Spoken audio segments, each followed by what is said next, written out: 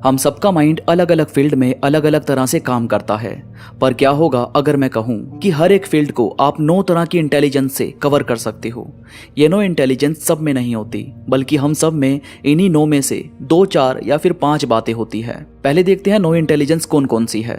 तो पहली है लॉजिकल या मैथमेटिकल स्मार्ट होना। दूसरी है शब्दों में स्मार्ट होना। तीसरी है लोगों को पहचानने में, उनके हाव भाव को जानने में स्मार्ट होना। फोर्थ है खुद को जानने में स्मार्ट होना। फिफ्थ है म्यूजिकल इंटेलिजेंस। सिक्स्थ है विजुअल और पिक्चर्स की इंटेलिजेंस। अभी मैं आपको बताऊंगा कि इन सभी पॉइंट्स में क्या क्या है, इन सभी को बारीकी से समझेंगे। सेवेंथ है बॉडी की इंटेलिजेंस। एट्थ है स्मार्ट नेचर और नाइन्थ है स्मार्ट लाइफ। अब ये सभी किसी एक इंसान में होना बहुत मुश्किल से पाया जाता है। ऐसा नहीं है कि ये सभी चीजें किसी एक इंसान में नहीं हो सकती, बिल्कुल हो सकती है। और आप मुझे कमेंट्स में बताना कि आप में कौन कौन सी इंटेलिजेंस शामिल है। मगर बहुत कम लोग 9 की 9 इंटेलिजेंस में महारत हासिल कर पाते हैं और इन्हीं को हम जीनियस कहते हैं। अब आपने लियोनार्डो दा विंची का नाम सुना होगा। उन्हें क्यों जीनियस बोला जाता है? क्योंकि वो पेंटिंग भी करते थे, वो मैथमेटिशियन थे, आर्किटेक्चर की नॉलेज थी, सत्ता चलाना जानते थे, ह्यूमन बिहेव को जान और समझ लेते थे, वो भी किसी के बिना कुछ बोले, लकड़ी का काम जानते थे, मूर्तिकार थे, साइंटिस्ट थे, इंजीनियर थे, राइटर थे। उनके बारे में जितना बताऊंगा उतना कम है।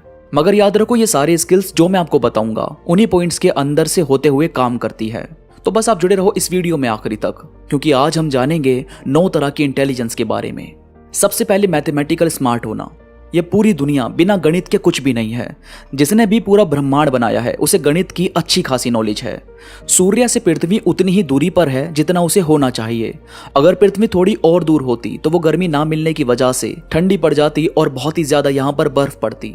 और अगर थोड़ा और करीब होती तो बहुत ही ज्यादा गर्मी की वजह से जीवन यहाँ चल नहीं पाता। और इसी दूरी को बनाए रखने का काम करता है चांद। चांद को इस तरह से रखा गया है कि ना तो वो पृथ्वी की ग्रेविटी से उसके पास आता है और ना ही उससे दूर जाता है। वो इसके आसपास चक्कर लगाता रहता है। ऐसे ही घर बनाने से लेकर रोड या बड़े बड़े स्ट्रक्चर बनाने तक सब में मैथ का यूज होता है। इसीलिए जिसे गणित का ज्ञान है उसके पास एक बेहतरीन स्किल है। इसीलिए गणित को यहाँ पर शामिल किया गया। इसके बाद दूसरी इंटेलिजेंस है शब्दों में स्मार्ट होना। अब इसमें 2 तरह के लोग शामिल होते हैं। एक जो पोयम लिखते हैं, गाने लिखते हैं, और दूसरे वो जिन्हें मालूम है कि उन्हें कब कहां पर क्या बोलना है। शब्दों का सही चुनाव करना सबके बस की बात नहीं होती। अगर आप किसी इंटरव्यू में गए और वहां पर उन्होंने पूछा कि अगर हम आपको छुट्टी वाले दिन बुलाते हैं तो क्या आप आओगे? फिर अगर आप चिढ़कर जवाब दोगे कि मैं छुट्टी वाले दिन काम थोड़ी करूंगा, मैं क्यों आऊंगा, तो यहाँ पर सामने वाला थोड़ा चिढ़ जाएगा। जबकि आप थोड़ी स्मार्टनेस दिखाओ और ये कहो कि अगर वो काम थोड़ा अर्जेंट है और हम उसे कंप्लीट करके कंपनी को किसी की नज़र में अच्छा दिखा सकते हैं तो मैं ज़रूर आऊँगा। बस काम कंप्लीट करने के बाद कुछ अच्छा खाने चलेंगे। अब यहाँ पर ह्यूमर आ गया, पॉजिटिव एटीट्यूड आ गया और आपकी बात से सामने वाले के फेस पर स्माइल भी आ गई। तो शब्द कब कहाँ कैसे यूज करने हैं ये ज़रूर आप में शामिल होना चाहिए। इसके लिए आप कम्युनिकेशन स्किल्स की मेरे चैनल पर वीडियोस देख सकते हैं। इसके बाद तीसरी इंटेलिजेंस है लोगों को पहचानने में स्मार्ट होना। मैंने एक वीडियो अपलोड की थी कि चेहरे पढ़ना सीखो, जिसमें मैंने बताया था कि आप कैसे लोगों के चेहरे पढ़ सकते हो। लोगों को पहचानना कोई बहुत बड़ी बात नहीं है। आपको जब ठोकर लगती है तो आपका दिमाग आपको थोड़ा थोड़ा सतर्क करता रहता है। आपको वाइब आती है कि कौन झूठ बोल रहा है और कौन सच। और इसमें यह भी आता है कि आप लोगों को देखकर उनकी आंखों से, उनके देखने के तरीके से ये जान सकते हो कि वो उदास हैं या खुश हैं।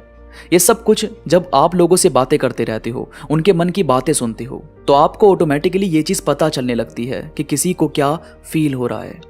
इसके बाद फोर्थ है खुद को जानने में स्मार्ट होना। सेल्फ अवेयरनेस होनी बहुत ज़रूरी है। आपको खुद को हील करना आना चाहिए। अगर आप हर्ट होने के बाद बहुत ज़्यादा लोगों से अलग रहने लगे हो तो इसे पॉजिटिव वे में लेकर जाओ, ना कि नेगेटिव वे में कि मैं क्यों अपनी लाइफ में कुछ करूं, क्यों मैं आगे बढ़ूं, कोई मुझे तो प्यार करता नहीं है तो फिर काम करके आगे बढ़कर क्या फ़ायदा। ये सब कुछ बोलने से सिर्फ हमें आलस आता है और हम अपने काम को ना करने के बहाने ढूंढने लगते हैं। तो खुद को पुश करना आपका काम है। अपनी खुशी की खुद जिम्मेदारी उठाना आपका काम है। इसके बाद है फिफ्थ इंटेलिजेंस, जो पाई जाती है म्यूजिक की समझ रखने वाले लोगों में।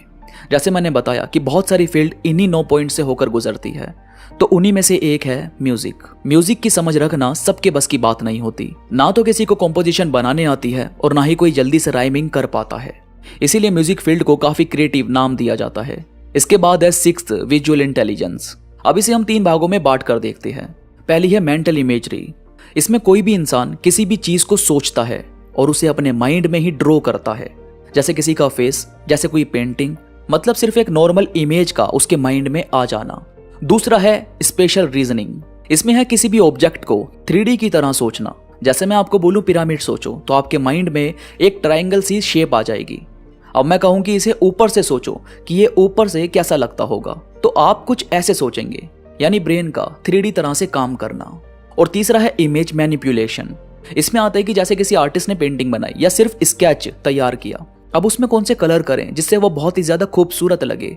यानी अभी आपने कलर नहीं किए, पर अपने माइंड में ही उसे ड्रॉ किया और कलर करके सोचा, अपने माइंड में ही ये सोचा कि वो कलर करके कैसा लगेगा। इसी को विजुअल इंटेलिजेंस कहते हैं। ये तीनों ही पॉइंट्स इस इंटेलिजेंस में आते हैं। यानी इसमें आप हर तरह की चीज को विजुअल कर सकते हो, कि जैसे आप घर से निकलते वक्त सोच रहे हो कि मैं यहाँ से जाऊंगा तो ट्रैफिक तो नहीं मिलेगा, चलो मैं कहीं दूसरी साइड से जाता हूँ, या फिर पजल गेम्स खेलना। यानी काफी क्रिएटिव माइंड चलता है आपका। इसके बाद है 7th बॉडी। इसमें अपनी बॉडी को फिट रखना आता है, और ये आता है कि आप अपनी बॉडी का ख्याल रखते हैं। किसी से बात करते वक्त बॉडी लैंग्वेज देखते हैं, या अपनी बॉडी लैंग्वेज का यूज करते हैं किसी से बात करते वक्त। इसमें डांसर भी आते हैं, फिटनेस वाले लोग भी आते हैं, जिम के ओनर आते हैं, एथलीट्स आते हैं। यानी यहाँ पर बॉडी का यूज सबसे ज्यादा किया जाता है। इसके बाद है 8th स्मार्ट नेचर। इसमें इमोशन ज्यादा काम करते हैं। यानी ये जो माली होते हैं, जो पेड़ पौधों का ख्याल रखते हैं, या जो पेट के साथ ज्यादा टाइम बिताते हैं, और जो नेचर में रहना पसंद करते हैं, जैसे पहाड़ों में या पार्क में ज्यादा वक्त बिताते हैं, उनके लिए ये इंटेलिजेंस काम करती है। वो पशु पक्षियों की बोली को समझते हैं जो कि आम इंसान नहीं समझ पाता। अब जाहिर है हर घर में तो पेट नहीं होते, ऐसे ही ये इंटेलिजेंस भी सब में नहीं होती।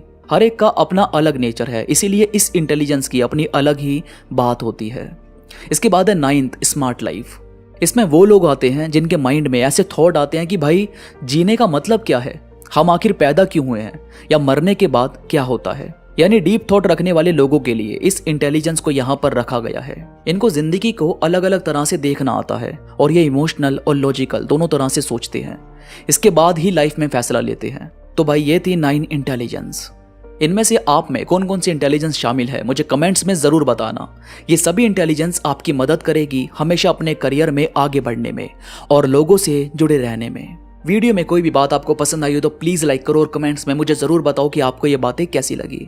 इसके साथ ही मेरे साथ इंस्टाग्राम पर अभी कनेक्ट हो जाओ। इंस्टाग्राम का लिंक नीचे डिस्क्रिप्शन में मौजूद है, तो प्लीज अभी क्लिक करो और जुड़ जाओ। तो अभी के लिए बस इतना ही। मैं मिलूंगा आपसे नई वीडियो के साथ, तब तक के लिए धन्यवाद।